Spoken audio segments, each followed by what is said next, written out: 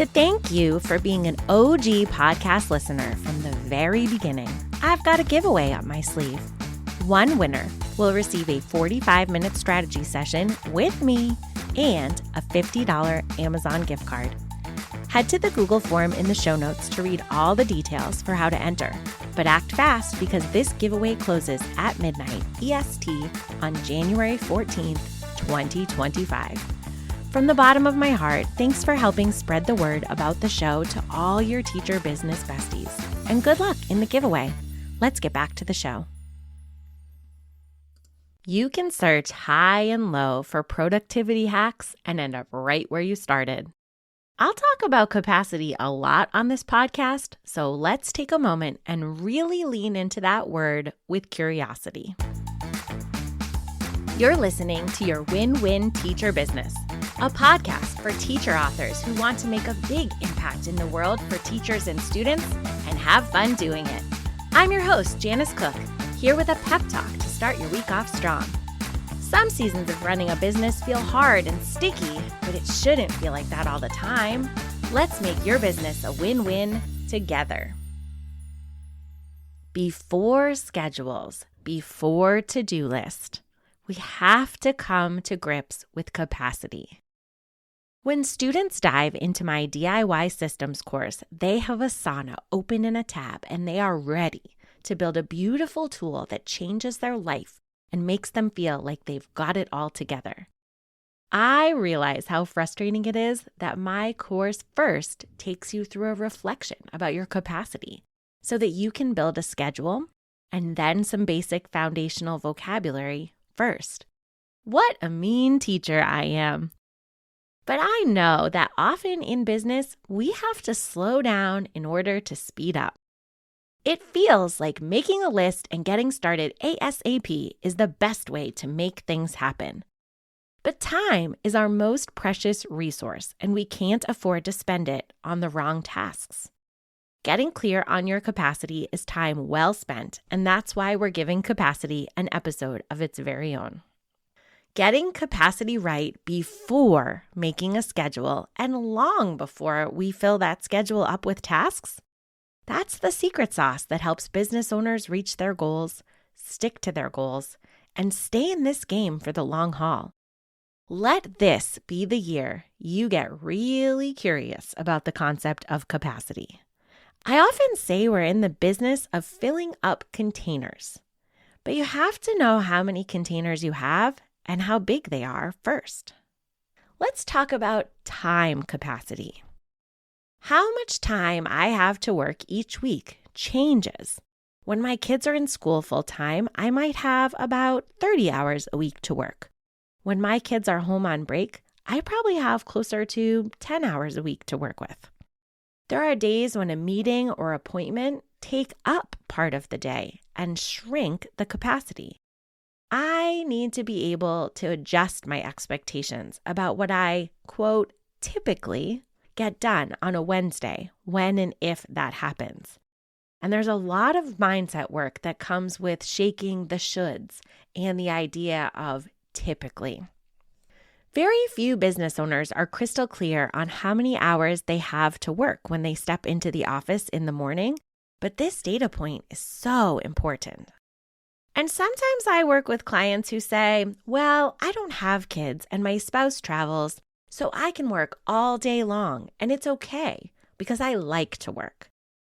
Just because there might not be clear parameters forcing you to set tighter office hour boundaries doesn't mean that having a bit of structure wouldn't be beneficial. If I'm really honest with myself, I have a burst of 2 to 3 hours before lunch and a burst of 2 to 3 hours after lunch. During this time, I'm focused, productive, creative, strategic. I'm at my best. But after 4 to 6 hours of output, I might be able to do some light digital cleanup, but that's about it. If I start a task too late in the day, it's going to take forever. If I'm honest that my capacity for the day has been spent and carry that task to a fresh new day, that task will get done faster and at a higher quality level. So even if I have 8 hours to work on paper, I know that after 6 hours, quality is going to dip, and it's just not worth fighting against that natural tendency. Capacity can also come up when we think of mental capacity. The older I get, the less brain energy I have to work with each day.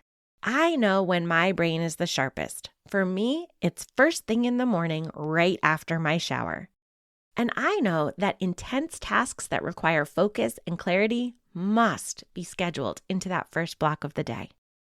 I can pencil in on my calendar that I'll tackle something once my kids go to bed.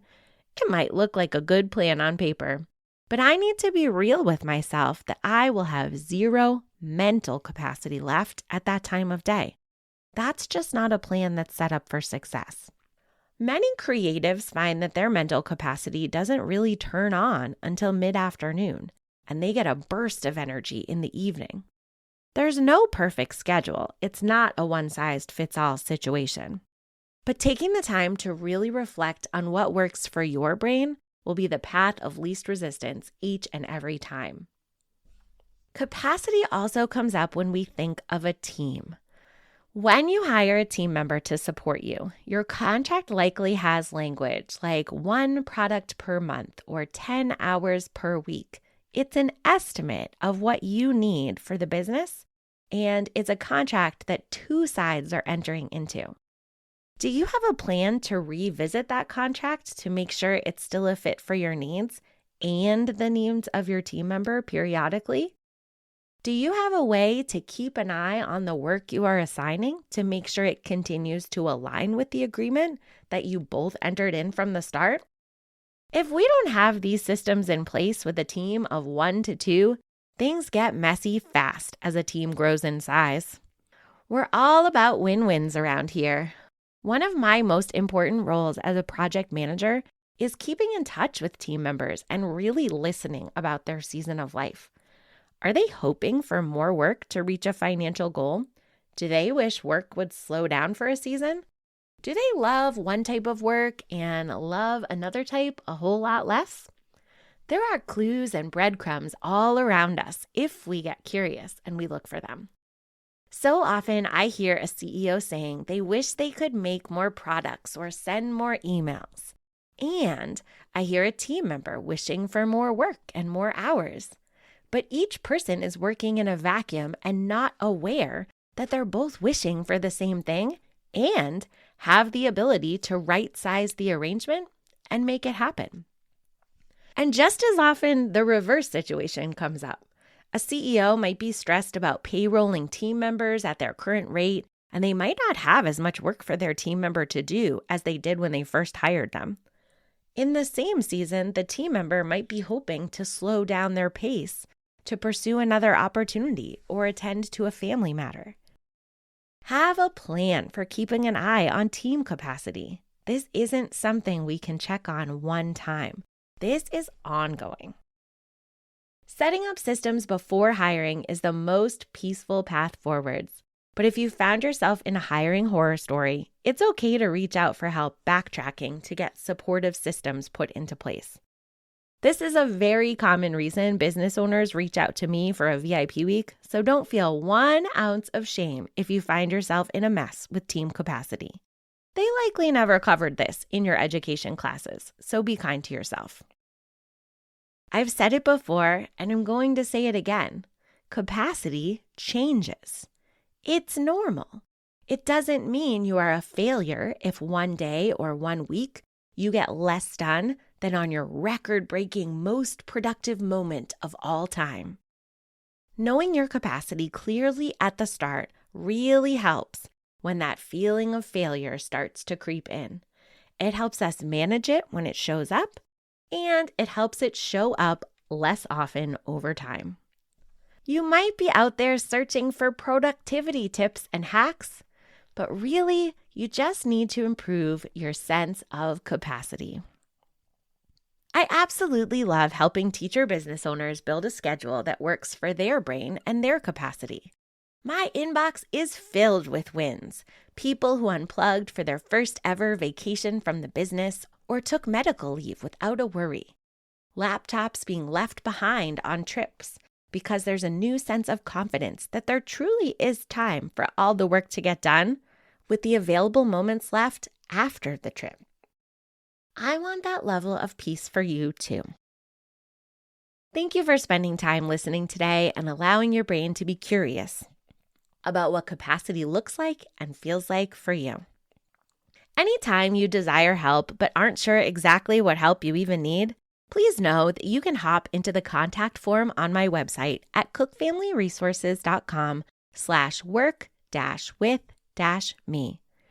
Maybe you just need a thought partner. Maybe you need to have a coffee chat about capacity. Just know I'm in your corner anytime you're ready for a conversation. Friends, next week is our first business book club episode. I can't wait to share a book that I've loved and read multiple times with all of my teacher business friends. Is there a book you're hoping to hear about here on the podcast?